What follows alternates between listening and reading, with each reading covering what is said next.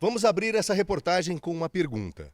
Qual a relação dessa imagem, em que mostramos a oficina do Senan em Bauru, com essas cenas? Vamos explicar, mas não agora. Antes, é preciso mostrar que casos assim têm se repetido com certa frequência. No comecinho desse ano, na Avenida Brigadeiro Eduardo Gomes, em Marília, esse carro em chamas foi abandonado.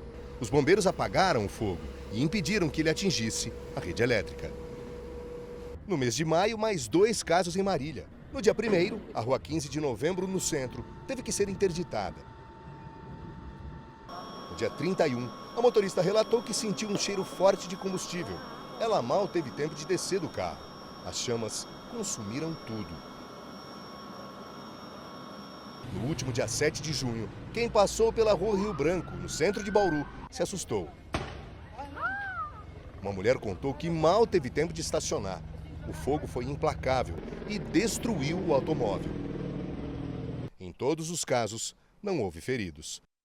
A nossa pergunta inicial começa a ser respondida agora. Por quê casos assim acontecem? A maioria das pessoas entende que esse tipo de situação acontece do nada. Do nada? Muito pelo contrário, né, professor? Isso sempre tem uma causa que, inclusive, é possível detectar. Com certeza. Então, o pessoal normalmente fala assim, aquele carro pegou fogo do nada. Sempre vai existir... Engano. Exatamente, é engano. Sempre vai existir uma causa raiz.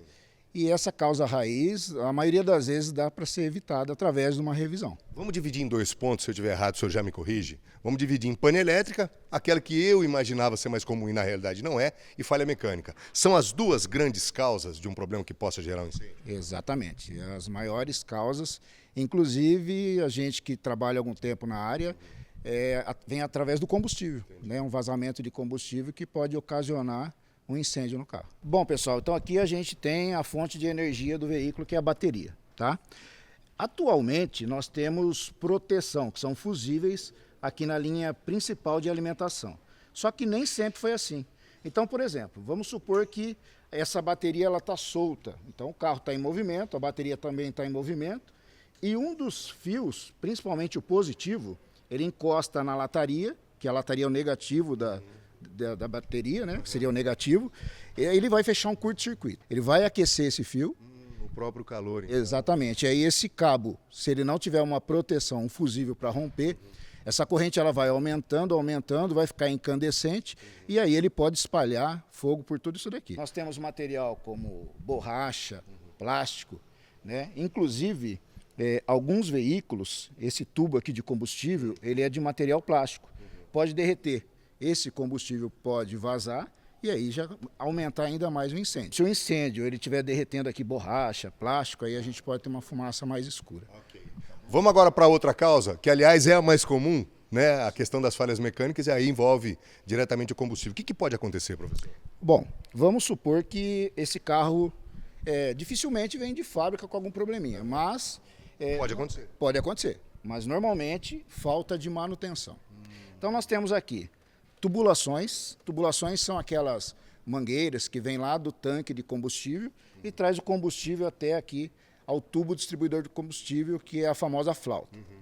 Se eu tiver algum problema, então, nessa tubulação, dela ressecar ou quebrar, vai vazar combustível, aí você já sabe o que vai acontecer, né?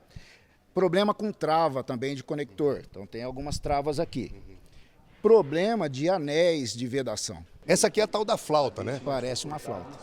Então o combustível ele vem por aqui e fica pressurizado nesse tubo distribuidor, a flauta. Aproximadamente aí 4 bar de pressão. Vamos exemplificar aí 4 quilos. Se eu tiver, então vamos supor, esse injetor é o que está aqui.